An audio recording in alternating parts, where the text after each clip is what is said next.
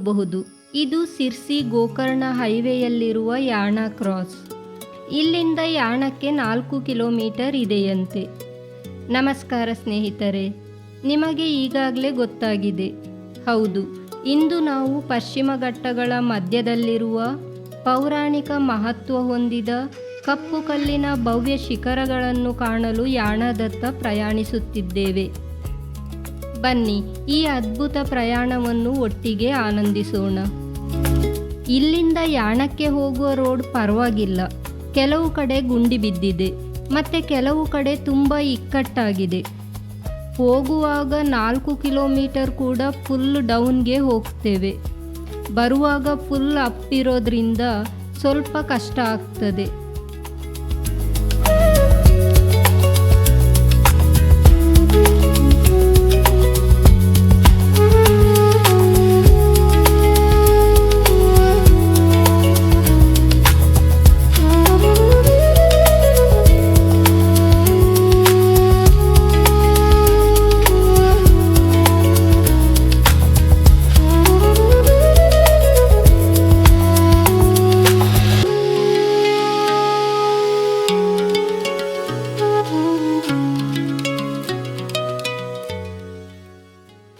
ಇಲ್ಲಿ parking space ತುಂಬ ಉಂಟು. ಹಾಗೆ ಇಲ್ಲಿ ಎಂಟ್ರೆನ್ಸ್ ಹತ್ರನೇ ಡೀಟೇಲ್ಸ್ ಎಲ್ಲ ಮೆನ್ಷನ್ ಮಾಡಿದ್ದಾರೆ. ಇಲ್ಲಿ ಡಿಫ್ರೆಂಟ್ ವೆಹಿಕಲ್ಗಳ ಪಾರ್ಕಿಂಗ್ ಪ್ರೈಸ್ ಕೂಡ ಹಾಕಿದ್ದಾರೆ. ಹಾಗೆ ಇಲ್ಲಿನ ಟೈಮಿಂಗ್ಸ್, ಪ್ರವೇಶ ಶುಲ್ಕ ಮತ್ತು ಪ್ರವಾಸಿಗರಿಗೆ ಕೆಲವು ಗೈಡ್ಲೈನ್ಸ್ ಕೂಡ ಮೆನ್ಷನ್ ಮಾಡಿದ್ದಾರೆ. ಇದರಲ್ಲಿ ಈ ಸ್ಥಳದ ಬಗ್ಗೆ ಡೀಟೇಲ್ಸ್ ಇದೆ. ಇಲ್ಲಿ ಈ ಸ್ಥಳದ ಹಿಂದಿನ ಪೌರಾಣಿಕ ಕಥೆ ಇದೆ. ಪಾರ್ಕಿಂಗಿಂದ ಅರ್ಧ ಕಿಲೋಮೀಟರ್ ನಡ್ಕೊಂಡು ಹೋಗಬೇಕು. ರಸ್ತೆ ಚೆನ್ನಾಗಿದೆ ಮತ್ತು ಮರಗಳ ನೆರಳಿನಲ್ಲಿ ಆರಾಮ್ಸೆ ನಡ್ಕೊಂಡು ಹೋಗಬಹುದು. ಅರ್ಧಕ್ಕೆ ಹೋಗುವಾಗಲೇ ನಮಗೆ ಬಂಡೆಗಳು ಕಾಣಿಸ್ತದೆ.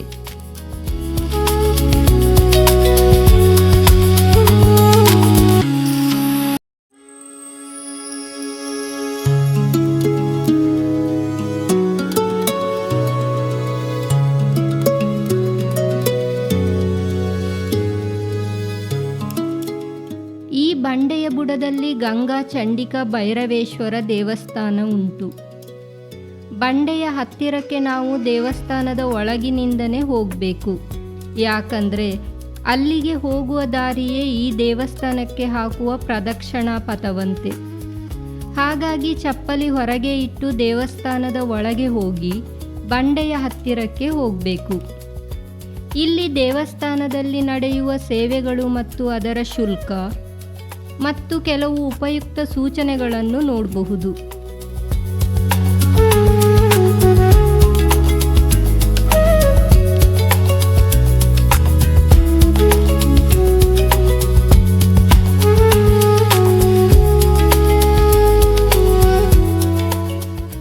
ದೇವಸ್ಥಾನದ ಒಳಗೆ ವಿಡಿಯೋ ಮಾಡುವ ಹಾಗಿಲ್ಲ. ಲೆಫ್ಟ್ ಸೈಡಲ್ಲಿ ಮೇಲಕ್ಕೆ ಹೋಗಬಹುದು. ಇಲ್ಲಿ ಬೋರ್ಡ್ ಹಾಕಿದ್ದಾರೆ. ಇಲ್ಲಿ ಜೇನುನೊಣಗಳು ಇರುವುದರಿಂದ ಡ್ರೋನ್ ಯೂಸ್ ಮಾಡುವ ಹಾಗಿಲ್ಲ. ಹಾಗೆ ಮುಂದಕ್ಕೆ ಸ್ವಲ್ಪ ಸ್ಟೆಪ್ಸ್ ಹತ್ಕೊಂಡು ಹೋಗಬೇಕು. ಬಂಡೆಯ ಎಂಟ್ರೆನ್ಸಲ್ಲಿಯೇ ಕ್ಲಿಯರ್ ಆಗಿ ಮೆನ್ಷನ್ ಮಾಡಿದ್ದಾರೆ. ಗಲಾಟೆ ಮಾಡುವ ಹಾಗಿಲ್ಲ, ಪ್ಲಾಸ್ಟಿಕ್ ಎಲ್ಲೆಂದರಲ್ಲಿ ಎಸೆಯುವ ಹಾಗಿಲ್ಲ, ಡ್ರೋನ್ ಎಲೋ ಇಲ್ಲ ಅಂತ. ಹಾಗೆ ತುಂಬ ಡಸ್ಟ್ಬಿನ್ ಕೂಡ ಅಲ್ಲಲ್ಲಿ ಇಟ್ಟಿದ್ದಾರೆ. ಈ ಬಂಡೆಯನ್ನು ಭೈರವೇಶ್ವರ ಶಿಖರ ಅಂತ ಕರೀತಾರೆ. ಈ ಸ್ಥಳಕ್ಕೆ 2 ಪೌರಾಣಿಕ ಹಿನ್ನೆಲೆ ಇದೆ. ಮೊದಲನೆಯದು ಭಸ್ಮಾಸುರ ಮೋಹಿನಿಯ ಕತೆ. ಭಸ್ಮಾಸುರನು ಶಿವನ ದೇಹದ ಮೇಲಿರುವ ಭಸ್ಮದಿಂದ ಹುಟ್ಟಿದವನು. ಅವನ ಭಕ್ತಿಯಿಂದ ಸಂತೃಪ್ತನಾದ ಶಿವನು ಅವನು ಕೇಳಿಕೊಂಡ ತಾನು ಯಾರ ತಲೆಯ ಮೇಲಾದರೂ ಕೈ ಇಟ್ಟರೆ ಅವರು ಭಸ್ಮವಾಗುವ ವರವನ್ನು ನೀಡಿದನು. ಆ ಶಕ್ತಿಯನ್ನು ಪಡೆದು ಅಹಂಕಾರಿಯಾದ ಭಸ್ಮಾಸುರನು ಒಂದು ದಿನ ಶಿವನ ತಲೆಯ ಮೇಲೆ ಕೈ ಇಡಲು ಹೋದನು. ಆತನಿಂದ ತಪ್ಪಿಸಿಕೊಂಡು ಶಿವನು ಸಹಾಯಕ್ಕಾಗಿ ವಿಷ್ಣುವಿನ ಮೊರೆ ಹೋದನು. ಆಗ ವಿಷ್ಣುವು ಮೋಹಿನಿಯ ರೂಪ ತಾಳಿ ಭಸ್ಮಾಸುರನನ್ನು ಕುಣಿಯುವಂತೆ ಮಾಡಿ ಉಪಾಯದಿಂದ ತನ್ನ ತಲೆಯ ಮೇಲೆಯೇ ಭಸ್ಮಾಸುರನು ಕೈ ಇಟ್ಟುಕೊಳ್ಳುವಂತೆ ಮಾಡಿ ಭಸ್ಮಾಸುರನನ್ನು ಸಂಹರಿಸಿದ ಸ್ಥಳವೇ ಇದು ಎಂಬ ಪ್ರತೀತಿ ಇದೆ. ಹಾಗೂ ಈ ಭಸ್ಮದಿಂದಲೇ ಯಾಣದ ಬಂಡೆಗಳು ಕಪ್ಪಾಗಿದೆ ಮತ್ತು ಅವುಗಳಿಗೆ ಭೈರವೇಶ್ವರ ಮತ್ತು ಮೋಹಿನಿ ಎಂಬ ಹೆಸರು ಬಂದಿದೆ ಎನ್ನಲಾಗುತ್ತದೆ. ಹಾಗೂ ಈ ಪರಿಸರದ ಮಣ್ಣು ಕೂಡ ಕಪ್ಪಾಗಿದೆ. ಇಲ್ಲಿನ ಸ್ಥಳ ಪುರಾಣದ ಪ್ರಕಾರ ರಾಕ್ಷಸ ರಾಜನಾದ ಹಿರಣ್ಯಾಕ್ಷನ ಮಕ್ಕಳಾದ ಕೃಷ್ಣಾಕ್ಷ ಮತ್ತು ರಕ್ತಾಕ್ಷರು ಬ್ರಹ್ಮನಿಂದ ವರ ಪಡೆದು ದೇವತೆಗಳಿಗೆ, ಮುನಿಗಳಿಗೆ ಮತ್ತು ಸಜ್ಜನರಿಗೆ ಕಂಟಕರಾದರು. ಇವರಿಗೆ ಭಯಗೊಂಡ ದೇವತೆಗಳು ಸಹ್ಯಾದ್ರಿ ಪರ್ವತದಲ್ಲಿ ಅಡಗಿ ಕುಳಿತರು. ಇದನ್ನು ತಿಳಿದ ರಾಕ್ಷಸ ಸಹೋದರರು ಸಹ್ಯಾದ್ರಿ ಪರ್ವತದ ಪಶ್ಚಿಮ ದಿಕ್ಕಿಗೆ ದಾಳಿ ಮಾಡಿದರು. ಇದರಿಂದ ಕೋಪಗೊಂಡ ಶಿವನು ಭೈರವನ ರೂಪ ತಾಳಿ ಬಂಡೆಯನ್ನು ಬಲವಾಗಿ ಒದ್ದು ತ್ರಿಶೂಲವನ್ನು ಬೀಸಿದನು. ಶಿವನ ಪಾದಾಘಾತದಿಂದ ಬಂಡೆ ಇಬ್ಬಾಗವಾಯಿತು ಮತ್ತು ತ್ರಿಶೂಲವು ಕೃಷ್ಣಾಕ್ಷನನ್ನು 2 ಭಾಗವಾಗಿ ಮಾಡಿತು. ಉಜ್ವಲವಾದ ಉರಿಶಿರದೊಂದಿಗೆ ಬರುತ್ತಿರುವ ರಕ್ತಾಕ್ಷನ ಎದುರು ಪಾರ್ವತಿಯು ಜಗನ್ಮಾತೆಯ ರೂಪ ತಾಳಿ ನಿಲ್ಲುತ್ತಾಳೆ. ಅವಳಿಗೆ ಮೋಹಗೊಂಡ ರಕ್ತಾಕ್ಷನು ಅವಳನ್ನು ಬಯಸಿದಾಗ, ನಿನ್ನಲ್ಲಿರುವ ಧನುರ್ಬಾಣಗಳನ್ನು ಎಸೆದರೆ ಬರುತ್ತೇನೆ ಎನ್ನುತ್ತಾಳೆ. ಆಗ ರಕ್ತಾಕ್ಷನು ಬಿಲ್ಲು ಬಾಣಗಳನ್ನು ಎಸೆಯುತ್ತಾನೆ. ತಟ್ಟನೆ ಪಾರ್ವತಿಯು ಚಂಡಿಯ ರೂಪ ತಾಳಿ ರಕ್ತಾಕ್ಷನ ಕರಳು ಬಗೆದು ಕೊಲ್ಲುತ್ತಾಳೆ. ಅವನ ಉರಿಶಿರದ ಪ್ರಭಾವದಿಂದ ಇಡೀ ಅಡವಿಯೇ ಹೊತ್ತಿ ಉರಿಯತೊಡಗಿದಾಗ ಶಿವನು ಗಂಗೆಯ ಸಹಾಯದಿಂದ ಅದನ್ನು ನಿಲ್ಲಿಸಿದನು. ಹಾಗಾಗಿ ಈ ಕ್ಷೇತ್ರವು ಗಂಗಾ ಚಂಡಿಕಾ ಭೈರವೇಶ್ವರ ಕ್ಷೇತ್ರವೆಂದು ಪ್ರಸಿದ್ಧವಾಯಿತು ಎನ್ನಲಾಗುತ್ತದೆ.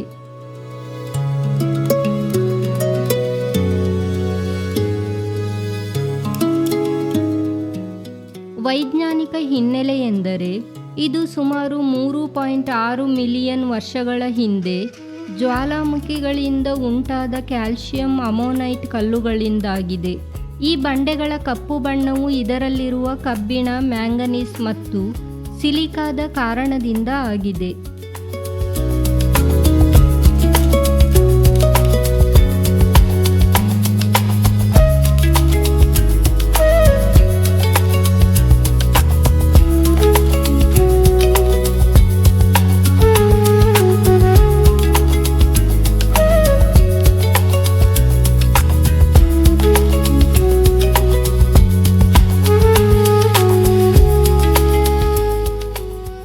ಇಲ್ಲೊಂದು ಚಿಕ್ಕ ವೇಣುಗೋಪಾಲಕೃಷ್ಣ ದೇವಸ್ಥಾನ ಉಂಟು. ಇದು ಕ್ಲೋಸ್ ಆಗಿದೆ. ದೇವಸ್ಥಾನ ಚಿಕ್ಕದಾದ್ರೂ ನೋಡಲಿಕ್ಕೆ ಚಂದ ಉಂಟು.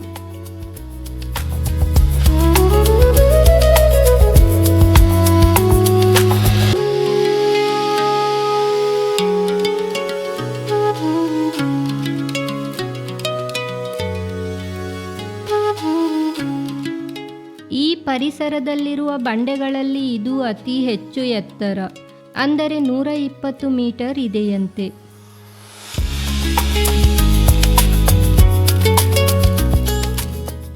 ಮತ್ತೆ ಎದುರಿಗಿರುವ ಮೋಹಿನಿ ಶಿಖರವು 90 ಮೀಟರ್ ಎತ್ತರ ಇದೆಯಂತೆ.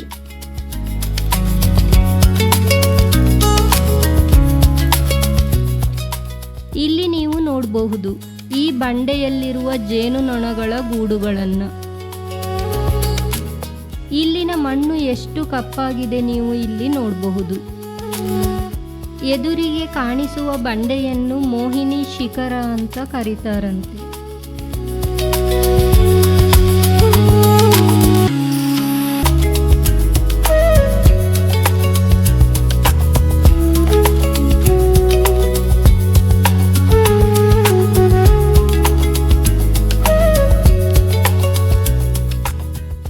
ಈಗ ನಾವು ಇನ್ನೊಂದು ಸೈಡಿಂದ ರಿಟರ್ನ್ ಆಗಿ ದೇವಸ್ಥಾನದ ಎಂಟ್ರೆನ್ಸಿಗೆ ಬಂದು